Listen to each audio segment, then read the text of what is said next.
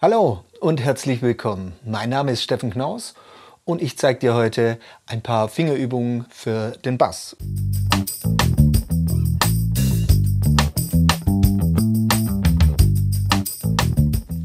Und zwar geht es heute darum, wie man denn seine Technik etwas verbessert und versucht, die Finger am Griffbrett zu behalten. Eigentlich ist es ganz simpel, total einfach aufgebaut. Wir nehmen einen Finger pro Bund.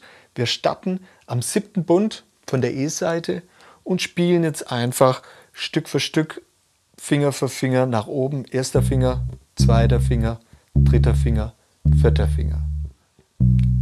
H, C, Cis und D.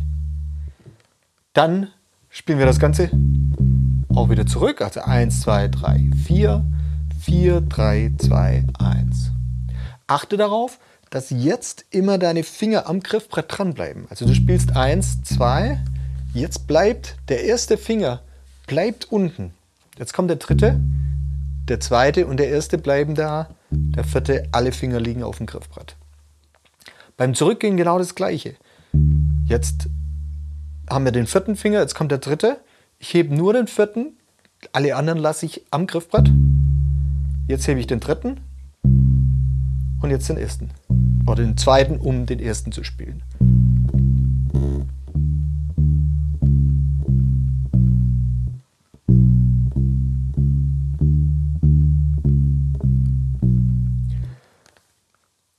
Das geht natürlich auch auf der nächsten Seite, auf der A-Seite. Da fangen wir dann mit dem E an.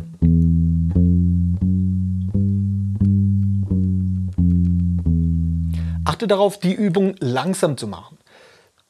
Immer lieber, hier geht es jetzt nicht um Geschwindigkeit, hier geht es darum, die Technik sich anzueignen und genau zu spielen. Das heißt, Finger dran lassen, entspannen dabei, nicht zu fest drücken. Man braucht gar nicht so viel Kraft, um die Saiten runterzudrücken und versuchen immer direkt hinter dem Bundstäbchen zu bleiben. Das heißt, man muss schon die Finger so ein kleines bisschen weiter spreizen, als man vielleicht so am Anfang gewohnt ist. Nächste Seite, die Seite.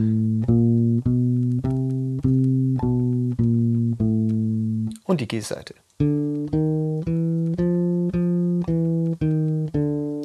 Und dann natürlich das Ganze auch wieder zurück.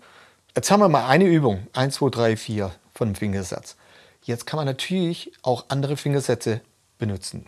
Beispielsweise nehmen wir mal 1, 3, 4, 2. 1, 3, 4, 2. Das gleiche dann zurück. Das ist dann 2, 4, 3, 1.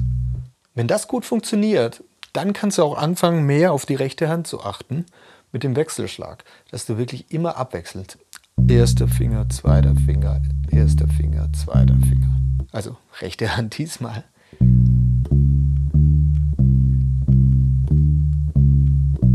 Eins, zwei, drei, vier. 1, 2, 3, 4.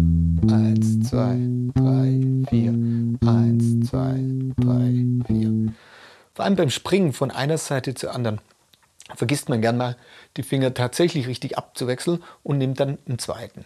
Grundsätzlich beim Spielen finde ich gar kein Problem.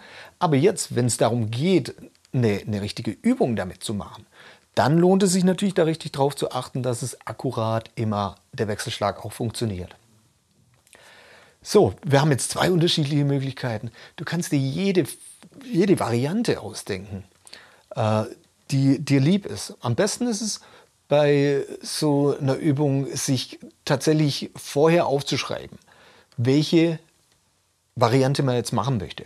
Beispielsweise auch mal mit dem zweiten Finger anfangen. Unendliche Möglichkeiten, die du da verwenden kannst, um deine Finger näher am Griffbrett zu behalten, Saiten dadurch mit abdämpfen zu können besser, schneller am Griffbrett zu sein, wenn es um schwierigere, schnellere Passagen geht und gleichzeitig den Wechselschlag üben.